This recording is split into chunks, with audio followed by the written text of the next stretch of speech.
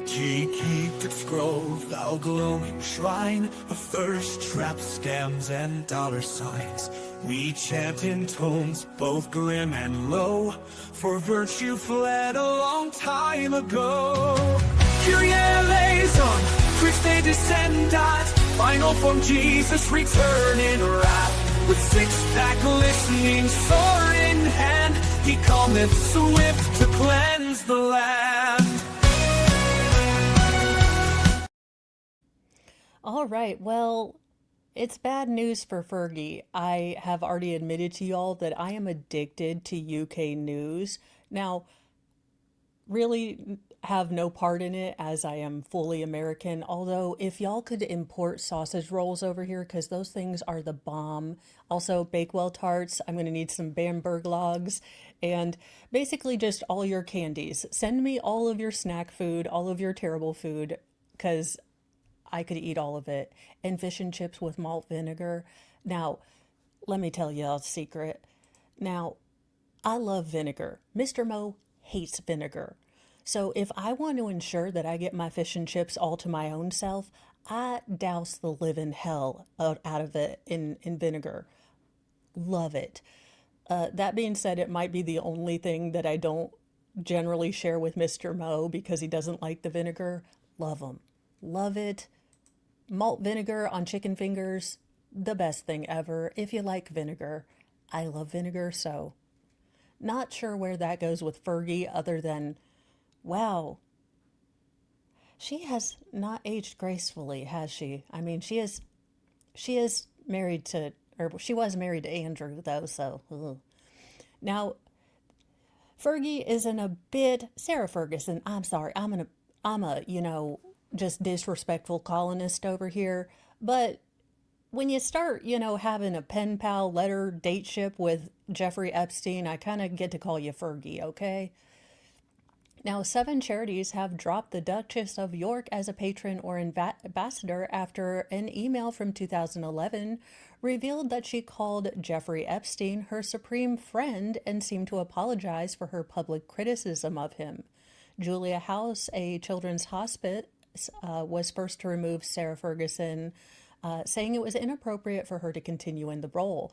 The Teenage Cancer Trust, Natasha Allergy Research Foundation, Children's Literacy Charity, and the National Foundation for Retired Service Animals and Prevent Breast Cancer also announced that they had dropped the Duchess as a patron. Now, the British Heart Foundation said that she would no longer be an ambassador. A spokesperson for the Duchess said that she was not commenting on the charity's decisions to end their links with her. This comes after the Mail on Sunday and the Sun newspapers published a 2011 email from the Duchess to Epstein, which appears to have been sent after she had publicly claimed to have broken off contact with him. Yeah, the internet remembers. All of this could be subject to FOIA. Don't write anything in an email that you don't want coming out in court. Which reminds me, I gotta delete some stuff. I'm just kidding. But honestly, if you're a public figure, you can't do this. Gone are the times where people did deference to stars, did deference to the monarchy. If you have a scandal, a secret, people want transparency now, not whatever this was. In the email, she appears to have privately apologized for her public rejection of Jeffrey. You've always been a steadfast, generous, and supreme friend to me and my family. Now, that seemed to contradict her public denunciation of Epstein in an interview from a few weeks earlier, in which she had said her involvement with him included borrowing money. Now, because I am addicted to UK TV and news, it does look like there was a substantial amount that Sarah Ferguson borrowed from Epstein. So there looks to be more of this coming out. I am not an expertologist in all of this. I definitely recommend if you are looking for more information about this, there are plenty of royal channels that are going to have the goss, the tea piping hot with all of the names and everything. I don't quite know about all that, but it does look like she and Andrew may no longer be representing anything even pseudo-royal anymore after all of this has blown back. Well, in sad news, if you're really excited about the new Superman, Tom Holland suffered a pretty bad injury on Spider Man A Brand New Day set. Peter Parker is not invincible, but he is dating Zendaya. Tom Holland reportedly suffered a concussion on the set of Spider Man Brand New Day, forcing Marvel Studios and Sony Pictures to pause filming. Now, according to the Daily Mail, the 29-year-old actor cracked his head after he suffered a fall at Leavesden Studio in Walford, England on Friday. So, yeah, this is definitely something. Concussions, head injuries are no joke. The incident reportedly occurred during a stunt gone wrong. Now, Holland was hospitalized and treated for a mild concussion, while no one else was injured on the set. Let's see, outlets are also reporting that Holland is taking a break from filming for several days. Now, Sony is reportedly meeting Monday to discuss filming plans.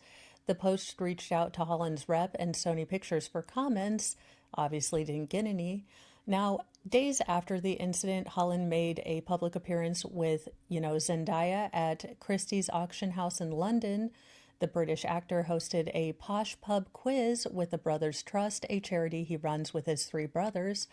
The couple got engaged last year and posed for a picture at Saturday's event. Okie dokie. So, I mean, look, it seems like he's doing fine, but head injuries are nothing to worry about. And it does seem that some parts of Hollywood are not taking stunt coordinators and stunts at all into account as far as the safety of them.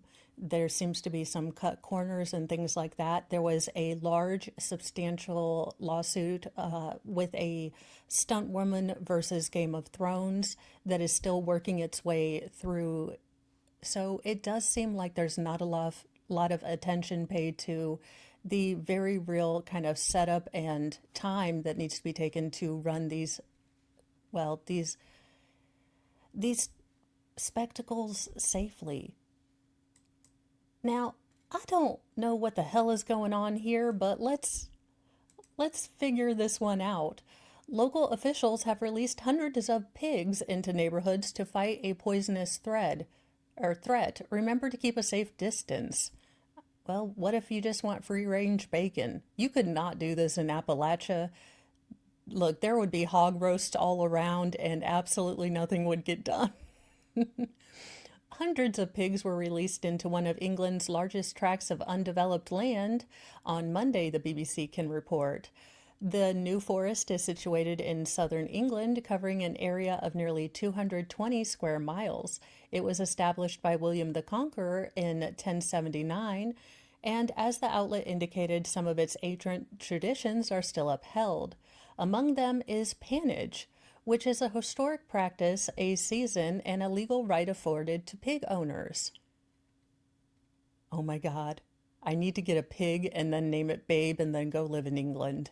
And I'll be like, that's a good job, pig. According to the New Forest National Park, a national park established in and near New Forest, anywhere between 200 and 600 pigs are released each year. In the 1800s, the number was as high as 6,000. Now, pannage in the New Forest is a rare example of a type of pre-industrial ecological stewardship that has carried over to modern times. The New Forest verders, individuals tasked with overseeing the use of the land, initiate pannage season in mid-September due to a heavy acorn crop. Now, the pigs are released to graze on acorns, which are toxic to free-roaming ponies and cattle in the wood throughout the season. They also clear the forest floor of chestnuts and beech mast. The pigs are tagged and fitted with rings in their nose to minimize disruption caused by their rooting behaviors, and each eligible commoner pays a small fee for each pig to graze. The verders noted that pannage is still an important part of New Forest's ecology. That's kind of cool. And, I mean, don't pigs in Spain get fed hazelnuts, so couldn't acorn bacon be really good? I shouldn't bring this back to bacon every time, but I like the idea. Well, I mean, sure, I am not against blowing things up. Scientists said we should blow up this dangerous asteroid before it even gets here. Hey, if it gets nukes off the planet and into the solar system where we won't use them to destroy each other, I'm kind of okay with this entire plan, even if it doesn't work and we have to, Armageddon our way out of here with Steve Buscemi. I'm kind of okay with either plan, really.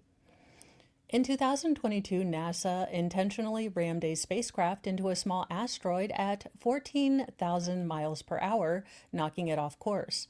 Now, the goal was to demonstrate proof of concept for keeping humanity safe from a space rock heading toward the Earth.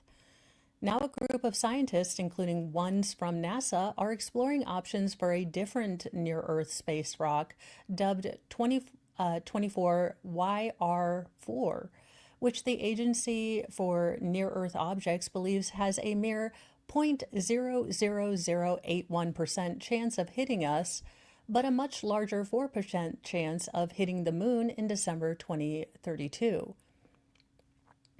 Now, earlier this year, the asteroid made headlines after scientists identified it as having one of the highest chances of hitting the Earth on record. However, as time went on, that probability sank to a tiny fraction of a percent. But even if it only strikes the moon, the result could be dangerous for astronauts in space who could be battered by debris of the resulting collision. Now, in a yet to be peer reviewed paper, meaning it hasn't been actually, double checked by other scientists, these scientists argue that our best opinion is to avoid the eventuality altogether and blow it up as part of a kinetic disruptive mission. A notable escalation from NASA's 2022 Double Asteroid Redirection Test, or DART, which saw a spacecraft nudge an asteroid called Dimorphos off of its course by ramming it at high speeds. Now, this time they proposed detonating the space rock using nuclear explosive devices. I mean, again, I'd watch it on pay-per-view and in a telescope, and it would get some of the nukes off the Earth, which I think would be good for all of humanity. I say we come together as Earth, Independence Day the hell out of this, and get all the nukes out of here. I don't know, it's probably pie in the sky, but again, I'm willing to watch a big explosion. Now, researchers have found there isn't enough time to launch a reconnaissance mission first to get a better idea of its mass. They required data for a successful deflection attempt. Now, thanks to James Webb Space Telescope observations, we know that it measures nearly 300 feet in length, but the mass remains notably unknown. Now, the team calculated that its mass could range from anywhere from 72.7 million to a whopping 2 billion pounds, which would make designing a DART-like mission nearly impossible. Now, the best option for a recon mission is late in 2028, which would only leave roughly 3 years to intercept the asteroid. Now, a kinetic robust disruption, basically blowing the hell out of it, could be available, in 2029. Again, now they're proposing to send two 100 kiloton nuclear devices capable of navigating space by themselves to the asteroid, each of which is roughly 5 to 8 times as powerful as the bombs that were dropped on Nagasaki and Hiroshima in 1945. Now, a backup explosive would be kept on board in case it's needed. Did we get enough dynamite? Again, I am willing to answer. I am willing to watch this. Now, for those of you in the Southwest, I know it is early morning, so you're probably going to be watching this on the replay, but I did want to give you guys a little heads